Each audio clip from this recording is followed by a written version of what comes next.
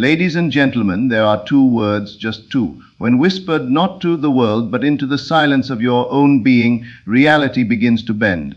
Doors open, coincidences rush in, delays dissolve. What you once called impossible starts calling your name. But here's the mystery. These two words are sacred. They are not meant to be shared. Not with friends, not with family, not even with the mirror. Because the moment you speak them out loud to someone who doesn't understand the language of the unseen, you weaken their power. Doubt creeps in, logic takes over, and the seed of your manifestation is stolen. You see, creation doesn't happen through effort. It happens through identity, through assumption, through becoming the state of what you desire before it shows up. And these two words, they are the gateway, a portal to the version of you who already has the thing you're chasing. You may think you're here for information. You're not. You're here for transformation. This isn't about a technique. It's about alignment. And alignment begins with the inner declaration, quiet, bold, and unshakable. So I urge you, don't just listen to this speech. Absorb it. Feel it. Become it. Because by the end of this message, you will not only know the words, but you'll know why they work, how to speak them into the fabric of your life, and what to do once everything starts shifting in your favor. Stay with me. You've been taught to speak in order to inform, to explain, to describe what is. But I'm here to awaken you to something much deeper, much holier, something that the ancients knew but the modern mind has forgotten. Words are not simply vessels of expression. They are the womb of your world. They are the invisible tools with which you sculpt your reality. You believe you are speaking words, but in truth they are speaking you into existence. Every sentence you utter, every phrase you repeat, every inner monologue you accept as casual thought. These are not empty vibrations passing through air. These are blueprints sent directly into the heart of creation. You may not see the effects instantly, but make no mistake, every word spoken in belief returns to you not as echo, but as form, as people, as opportunity, as resistance, or as release. That is why it's not what you ask for that shapes your life. It's what you declare, what you inwardly accept as real.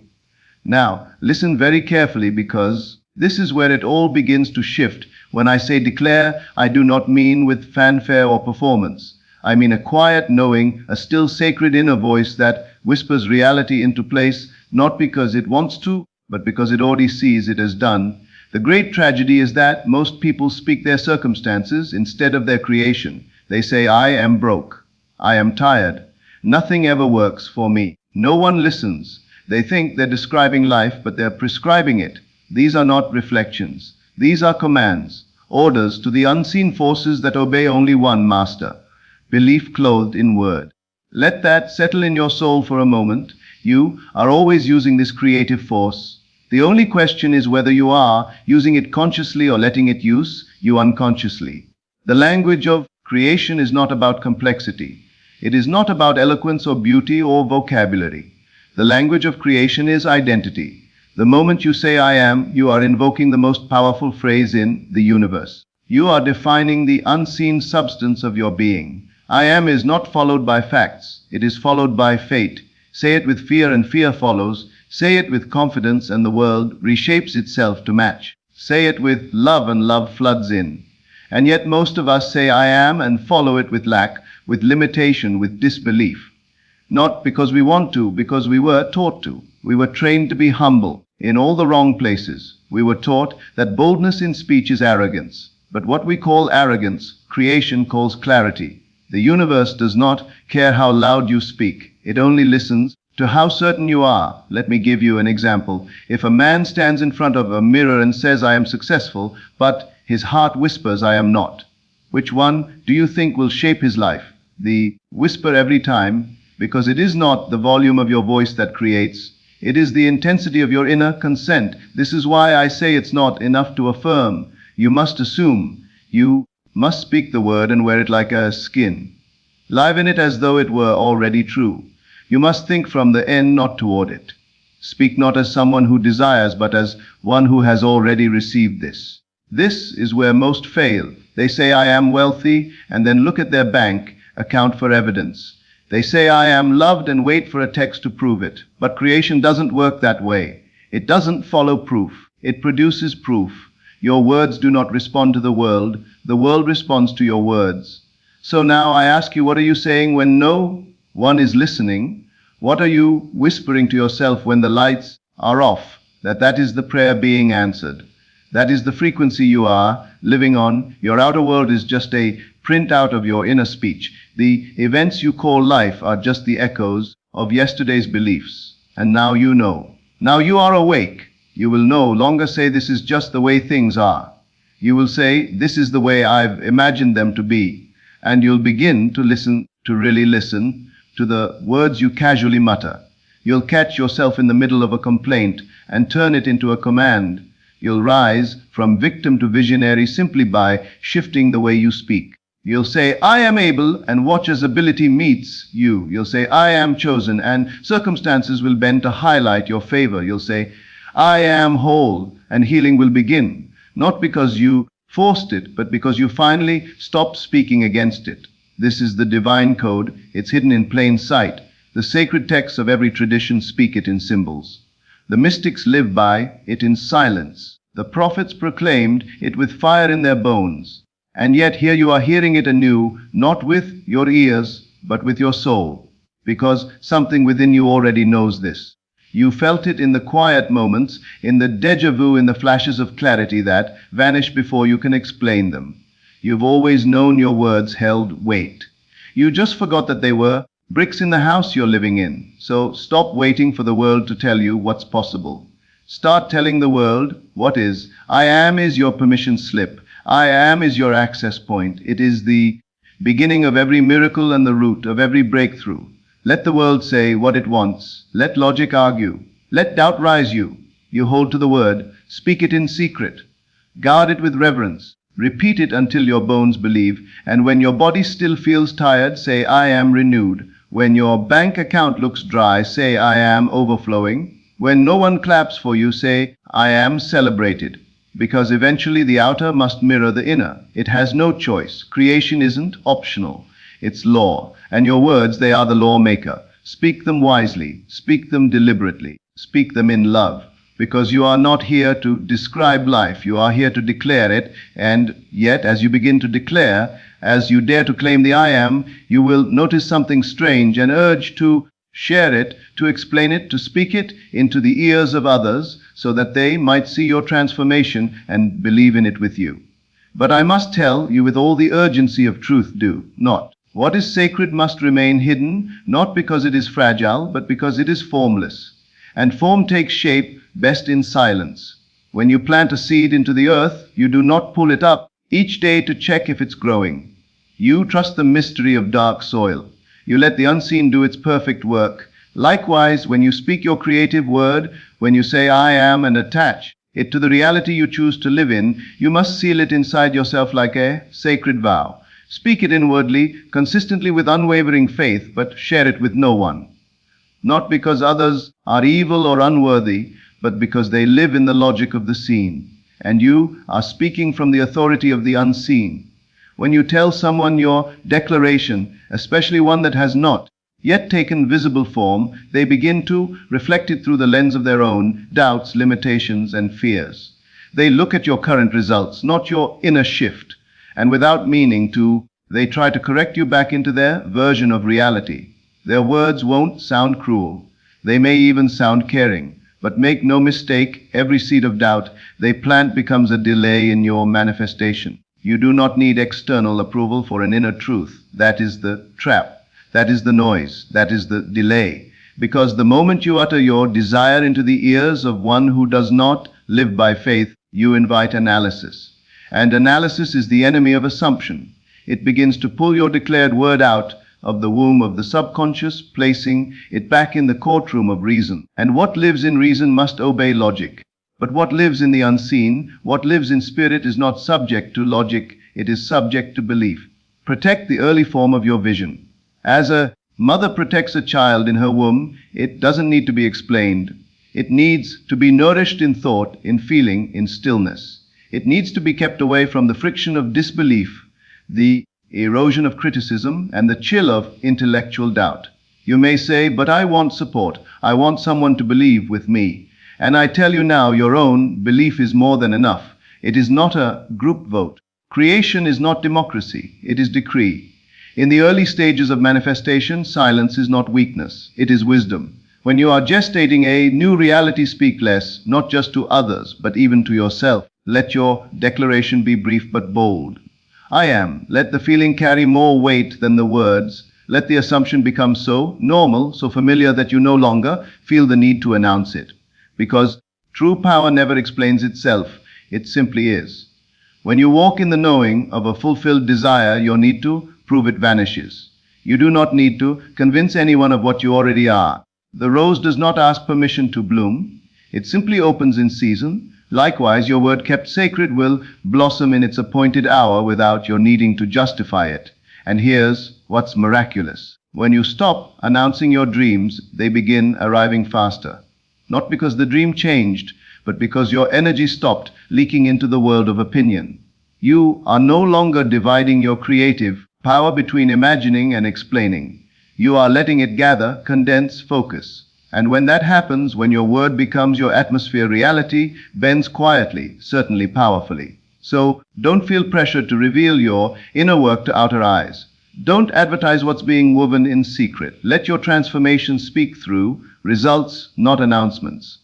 Let the shift happen so deeply that when the world finally sees it, they say, "When did this happen?" And all you will do is smile, because you will know it happened the moment you said in silence, "I am," and told no one. You see, if you've made a silent declaration about who you are, one so sacred and potent that it must remain unspoken to the world, it brings us to a brutal but essential truth. Who you believe you are will determine everything. That's not just poetic, and it's certainly not some esoteric abstraction. It's practical, it's psychological, it's foundational. Let me put it plainly. You don't get what you want, you get what you are. If you say "I am," and you follow that phrase with something weak, something bitter, something that reflects your current struggle instead of your intended strength, then you're not speaking the future into existence. You're reinforcing the present prison, and you're doing it with conviction, with energy, with identity. Human beings are wired in a very particular way. You act in accordance with what you identify as. That's why these two words, "I am," are so deeply embedded in your psyche. They're not casual. They're declarations of being. And when you repeat them, they begin to shape the lens through which you perceive the world, and more importantly, through which the world responds to you. This is why people sabotage their own growth, because they're trying to achieve something without becoming the type of person who naturally achieves it. It's not enough to hope for wealth while still identifying as someone who's always scraping by. It's not enough to desire love while clinging to the belief that you're unlovable. That contradiction creates a split inside of you, a psychological war, and it paralyzes you. Do you know how many people live stuck in that contradiction? Thousands, millions, maybe more. They say they want to change, but every word they speak confirms the identity of the person they were yesterday. And the body listens, the brain listens, the world listens. You can't lie to yourself and expect real change. The unconscious mind, the core of who you are, doesn't respond to lies. It responds to belief that has been rehearsed into reality. So if you want to manifest anything at all, you must first become the version of yourself who already has it. You must speak from that place, think from that place, behave as though it were already true, not in a delusional way, but in a strategic, courageous, focused way. This is where the hard work comes in, not the outer hustle, but the inner shift, the daily recalibration of your identity. You need to ask yourself, who am I being today? Do my thoughts match the future I claim I want? Are my habits aligned with the kind of person I say I am? It's tough and it's sobering because most people want the result without the reconstruction. They want the fruit without growing the root. But reality doesn't work like that. Your identity is like a thermostat. You might spike in behavior, try something new, set a goal, declare a dream. But if your internal identity hasn't changed, you'll snap back to where that thermostat is set. It's inevitable. That's why people who win the lottery usually lose it all. That's why people who suddenly fall in love often sabotage it, because the identity didn't match the blessing, and so the blessing gets rejected whether consciously or not. So what do? You change the setting, you raise the standard. You stop saying I'll become that someday and start saying that's who I am now. And the moment you say it, not performatively, but sincerely, deeply, it starts to become true. You act differently. You speak differently. You see differently. Let me be brutally clear about something. This shift in identity is not comfortable. It will feel like lying at first. It will feel unnatural, but that's because you've spent so many years rehearsing a limited version of yourself. Of course, truth feels foreign if you've been loyal to falsehood for a lifetime. But that's no excuse to stay small. You're not meant to simply survive your story. You're meant to rewrite it. And that starts with the two words that define your character arc before the world ever sees the ending. I am. Not I wish, not I might, not I hope, but I am. This is where personal responsibility begins and personal power is born. What you're about to discover could rewrite your entire reality. And the strange thing is, once you start to speak those words, I am from a place of deep conviction. Once you begin to embody a new identity, instead of begging for a new outcome, something else happens.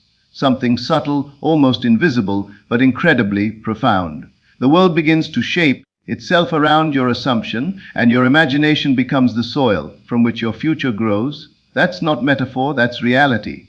You might think imagination is reserved for children or artists or storytellers, but that's dangerously naive. Every single person is imagining something all the time, and more often than not, it's unconscious. They're imagining rejection before it happens, failure before they even begin, conflict before the words are spoken. And because of that, their life becomes an exact mirror of the worst-case scenarios they've rehearsed 1,000 times in their own minds. The imagination is not optional, it's not a toy. It's the womb of your experience. If you imagine consistently from the place of the person you used to be, you will remain that person regardless of what affirmations you recite, what goals you set, or what external efforts you take. And so this becomes the critical task. You must take control of what you imagine. This is where discipline meets vision. Imagination, when used intentionally, becomes your greatest tool, not for escape, but for embodiment, for becoming. So let's look at this carefully. If you want to shift your identity, if you want your words, those powerful declarations of I am to stick, to take root in the subconscious and bear fruit in your life, you need to do more than say them. You need to see them. You need to feel them, and not as distant possibilities, but as present realities. Your imagination must begin to operate from the place you want to be, not toward it. That's the difference. Most people imagine forward. They look at their current circumstances. They look at the mountain ahead and then they say, someday I'll get there. But that mindset traps them in the very reality they're trying to escape. Because as long as something is imagined in the future, it is not believed in the present. And what isn't believed now has no power to manifest. So what's the alternative? You imagine backwards. You place yourself mentally in the future, in the state already fulfilled. And then you look back from there with the confidence of someone who's already arrived. You say, of course this happened. I've lived it 1,000 times in my mind. And then something inside of you shifts. The fear begins to evaporate. The doubts lose their voice because you've made the future familiar, and what's familiar is no longer frightening. Now, this isn't fantasy. This isn't illusion. This is responsible creation. You have to remember that the subconscious mind doesn't distinguish between what's real and what's vividly imagined. If you feed it an image long enough, especially one that's emotionally charged and repeated, it begins to organize your behavior consciously and unconsciously to make that image come true.